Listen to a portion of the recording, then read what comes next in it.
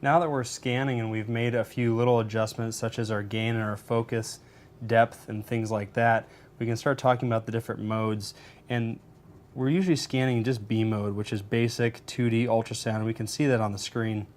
Right next to it we do have M mode, and M mode is motion mode, which we're looking at fetal heart rate, pneumothorax, things like that. And go ahead and select M mode and maybe put it through the vessel right there and hit M mode again. It'll start sampling, and what we'll see is that where the green line is intersecting the vessel, that's where we see the same depth, the same change in our image here, representing the black space, the anechoic space. If we were to move that, you would see that when we put through your thyroid, then it becomes all the same sort of image. And again, the depth on the imaging portion of the screen correlates with the depth on the M mode, the bottom portion of the screen when we're sampling. To get out of that, you can hit M mode again, or you can hit B mode, which brings us back home to our 2D imaging.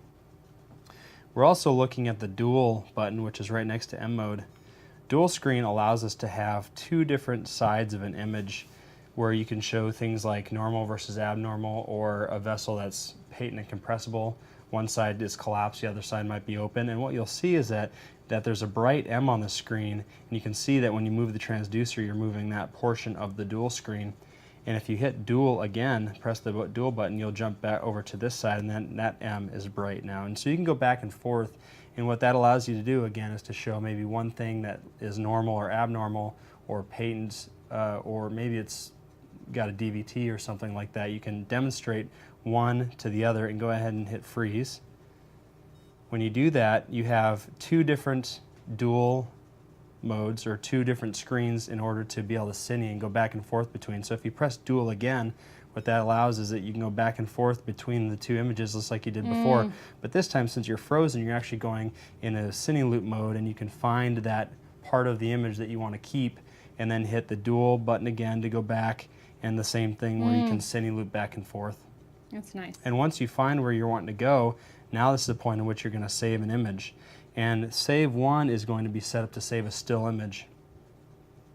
And if you were to hit save two, what that's going to do is it's going to save a cine loop. And the way that you differentiate those, and you look on the bottom as you start to acquire those images or cine clips, you'll see that the image is just a rectangular square there, whereas the movie has that little movie strip right next to it. And that's one way to look quickly and see how many images and how many cine loops that you have. Go ahead and hit freeze again. And again, to go back to B mode, you can hit the B button, and that brings you back to the 2D imaging. Just like we have dual, we have quad. And quad, if you press it, allows you to have 4 little pictures on your one main screen. So hit quad again? Yep. And what that does, as you move through and you continue to press quad, it will give you 4 little pictures all on your one home screen there. This is great for a lot of things. The one that comes to mind right away is maybe doing an AFI. Yeah, that's cute. I mean, it is kind of nice to get it all on one page. It is, absolutely. Nice. I agree.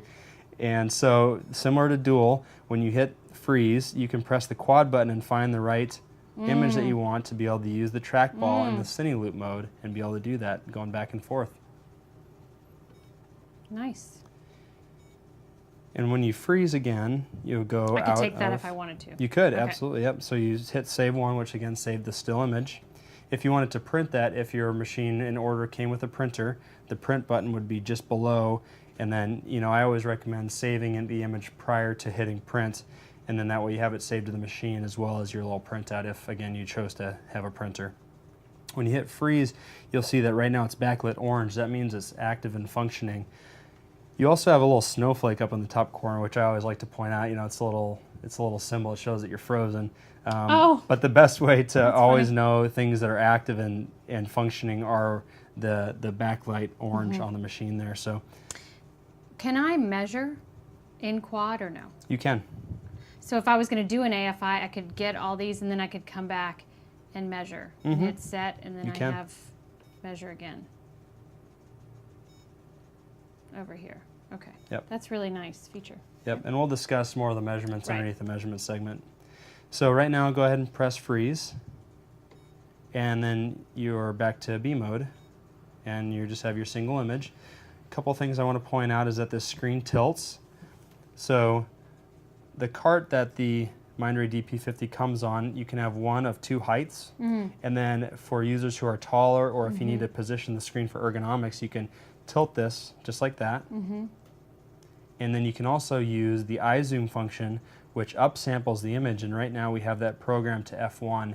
In order to do that, we would look through the manual, and we'll discuss that later in the setup portion. How to set up those F keys. And you could also contact your clinical specialist or your local sales rep.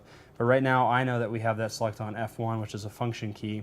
And when I press that, it upsamples the image to kind of a medium-sized image. And then if we press it again, we go to a full screen image, which is really nice for procedural things. The machines across the bed, it allows you just to be, a little bit better ease of use and viewing size. Yep.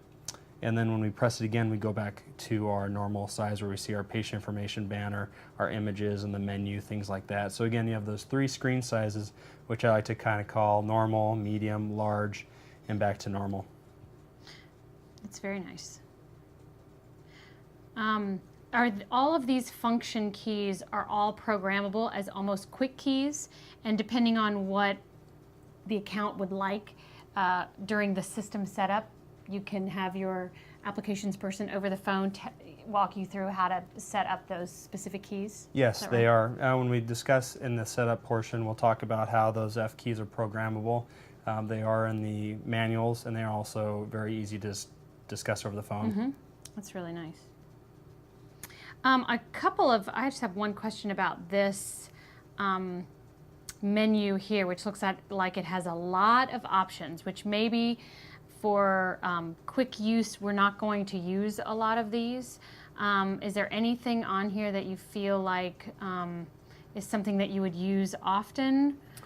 There are, Maybe gray map? There are a few things, When we talk about some of the things that are unique to the Mindray systems, you see iBeam, which is compounding, and iClear, which is speckle reduction. Those things, those terms are unique to our Mindray machines. They are found on other places, and different companies will call them different things. So this is the compounding, spatial compounding, and then the iBeam is speckle reduction. And then if we look at the gray maps, different users will prefer different levels of gray. So those things are, we encourage people to get familiar with their systems, and the more time that you have to play with it or manipulate it, knowing that the changes that you make, you don't need to be afraid that they'll be stuck there forever. So that when you're scanning, it's good to play with, the gray maps and maybe the dynamic range, which will change the level of brightness. Grays, So if you have a low dynamic range, it's really grainy and crisp and bright. Whereas if you take the dynamic range higher, what you'll find is it's a more smoothed out, lots of gray and things like that. So each exam preset will be set to a different dynamic range, as well as preset and gray maps. And those are things that you just want to manipulate and kind of see what you prefer as you're looking at those. And if we start manipulating things way out of whack, we can always go back to our the probe button and then come reselect. back to our and which is always nice. If you do that, then that'll bring you right back to the kind of preset that we had prior to any changes that we made. So yes, definitely on the menu, it's things to look through, and again, the manual is a nice reference guide to see what those might mean, or a quick call or message to your local product specialist. Great.